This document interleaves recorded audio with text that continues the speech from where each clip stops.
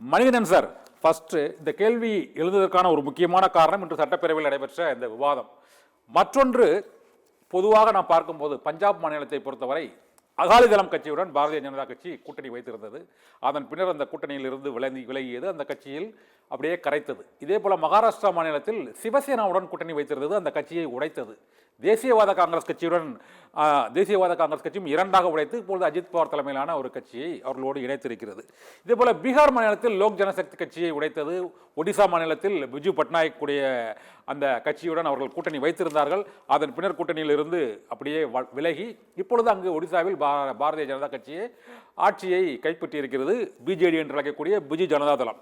இதுபோன்று பாரதிய ஜனதா கட்சியின் அந்த கூட்டணி வரலாறுகளை பார்க்கும் பொழுது கூட்டணியில் இருக்கும் கட்சிகளை கரைத்து அது தலைமை பொறுப்புக்கு அல்லது அடுத்த இடத்திற்கு வருவதை ஒரு வாடிக்கையாக ஒரு மாநிலம், இரண்டு மாநிலம் அல்ல, 5 மாநிலங்களில் இதே யுக்தியை கடைபிடித்திருக்கிறது. தமிழகத்திலும் ஓபிஎஸ் மற்றும் அமமுக ஆகிய 2 கட்சிகளும், ஓபிஎஸ் பிரிவு அதிமுக மற்றும் அமமுக ஆகிய கட்சிகளும் இப்போது பாரதிய ஜனதா கட்சியின் அதிமுகவில் இருந்தவர்களை பிரித்து அவர்களோடு வைத்திருக்கிறது. இந்த சூழ்நிலையில் மீண்டும் பாரதிய ஜனதா கட்சியுடனான அந்த கூட்டணி என்பது அதிமுகவை கரைக்குமா அல்லது அந்த கட்சியின் வாக்குகளை அபகரிக்குமா என்ற விவாதம் தொடர்ந்து ஒரு 2 ஆண்டுகளாகவே சென்று கொண்டிருக்கிறது. நீங்கள் ஒரு அரசியல் விமர்சகரா பொங்கலூர் மணிகண்டன் சார், இன்று பேரவையில் நடைபெற்ற விவாதம் மற்றும் பாஜகவின் கூட்டணி வரலாறு பற்றி எப்படி பார்க்குறீங்க? நன்றியற்ற இயக்கம் திமுக, ஒரு நாசகார இயக்கம் திமுக ஐயா வைகோ சொன்னது. கேடுகட்ட இயக்கம் திமுக ஐயா நாஞ்சில் சம்பத் சொன்னது. இதுதான் திமுகவுக்கு என்றைக்குமே நிலையாக பொருந்ததுங்க, மாற்றம் இல்லாமல் பொருந்தது. எம்ஜிஆர் அவர்களை கேவலப்படுத்தி அசிங்கப்படுத்தி திமுக வெளியேற்றிய திமுக, அம்மா அவர்களை மிக மிக கேவலப்படுத்தி அசிங்கப்படுத்தி சிறைக்கு அனுப்பிய திமுக இன்றைக்கு ஏதோ ஆடு நடைகிறது என்று ஓனாய் கவலைப்படுவதை போல சட்டமன்றத்தில் பிஜேபி அதிமுகவை விழுங்கிவிடும் என்கிற பாணியில அமைச்சர் தங்கம் தென்னரசு பேசுவது மிக அபத்தமான ஒன்று. ஏனென்றால் அதிமுகவுக்கு தங்களை காப்பாற்றிக் கொள்ள தெரியும், யாருடைய தயவும் தேவையில்லை. இதே திமுக 1998 அம்மாவில் கூட்டு வைத்து பிஜேபியை தூக்கி எறிந்த பிறகு பாஜகவோடு கூட்டு வைத்து ஆட்சியில இடம் பெற்றது மட்டுமல்ல, அந்த கட்சி வளர்வதற்கு காரணமாக இருந்தது யாருங்க? திரு கருணாநிதி திமுக தான். அன்றைக்கு எழுத்துங்களா அது? அன்றைக்கு தெரியலையா?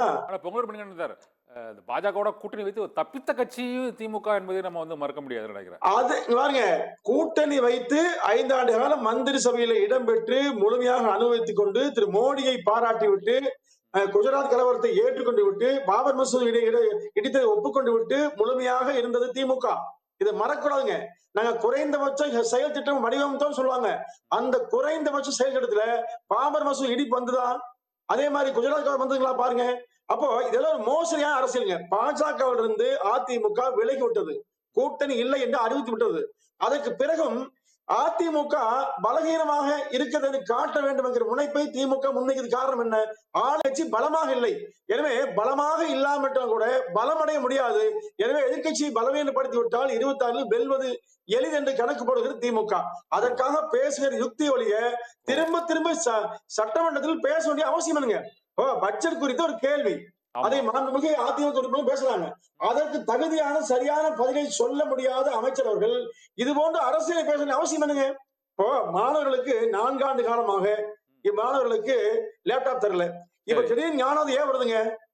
ஒரு ஆண்டில் தேர்தல் வருது, தேர்தலுக்கு கடைசி ஆண்டுல லேப்டாப் வழங்குவோம் என்று சொன்னால் இதையெல்லாம் யாரா கேட்டாங்களா? அப்போ இதை பற்றி எல்லாம் கவலைப்படாமல், மக்களை பற்றி கவலைப்படாமல் தினசரி கொலை, இன்னைக்கு ஒரு கொலை, ஒவ்வொரு நாளும் கொலை நாடகம் மாறிக்கொண்டிருக்கிற தமிழ்நாட்டில் திமுக மீது உள்ள அவப்பெயரை துடைப்பதற்காக சட்டமன்றத்தில் திசை திருப்ப முயற்சியை திமுக தொடர்ந்து செய்து கொண்டே வருதுங்க. பொங்கல் நீங்க சொல்றது சரி, சட்டமன்றத்தில் அவங்க திசை திருப்புவதற்கான முயற்சியில் தான் ஈடுபட்டார்கள் என்று நீங்கள் கூறுவதை ஏற்றுக்கிறேன். ஆனா பாரதிய ஜனதா கட்சியுடன் அதிமுக கூட்டணியில் 2026 தேர்தலில் கூட்டணி வைப்பதற்கான வாய்ப்புகள் இருப்பது என்று இன்று எடப்பாடி பழனிசாமி அளித்த பேட்டியில் கூட எங்களுக்கு ஒரே எதிரி திமுக தான் என்று கூறுகிறார்கள். அப்போ வேறு யார் இருக்கிறார்கள் கூட்டணி? அதுதான் இப்போது கேள்வியா இருக்கு. தொடர்ந்து இதே பேட்டியை 3 முறை கூறியிருக்கிறார் எடப்பாடி பழனிசாமி, எங்களது ஒரே எதிரி திமுக தான் என்று. இப்ப கடந்த அண்மை காலமாக நடந்த ஒரு 3 பேட்டிகளிலும் கூறுவதால் தான் இது போன்ற விவாதங்கள் மற்றும் ஒரு சந்தேகங்கள் நமக்கு வருகிறது.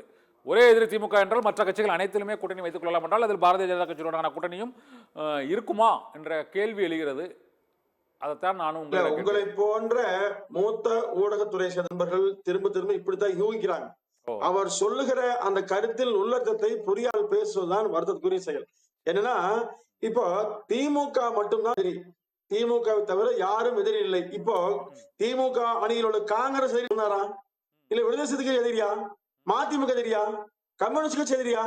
எதிரின்னு சொன்னாரா? அதே மாதிரி பாமகவோ தேமுதிகவோ இல்ல பிஜேபி அணியில் உள்ள கட்சிகளோ எதிரின்னு சொன்னாரா? அப்போ யாருமே எதிரி இல்லை என்றுதான் பொருள். அப்ப நீங்க பாஜகவும் எதிரி இல்லை எடுத்துங்க, அது தவறும் இல்லை, அது நியாயம் எல்லாம் இல்லைங்க. அதாவது திமுக மட்டும்தான் எதிரி என்று சொன்னால் தமிழ்நாட்டில் உள்ள எந்த கட்சியும் எதிரிகள் என்று உண்மையான விஷயங்க. அதாவது பிஜேபியோடு கூட்டணி வைக்காத கட்சிகளை தமிழ்நாட்டில் சொல்லுங்களா சார்? பிஜேபியோட கூட்டணி வைக்காத கட்சி இனிமேல் வைக்க வேண்டாம் சொல்ல கட்சியா உண்டுங்களா? திமுக வாய்ப்பு கிடைத்தால்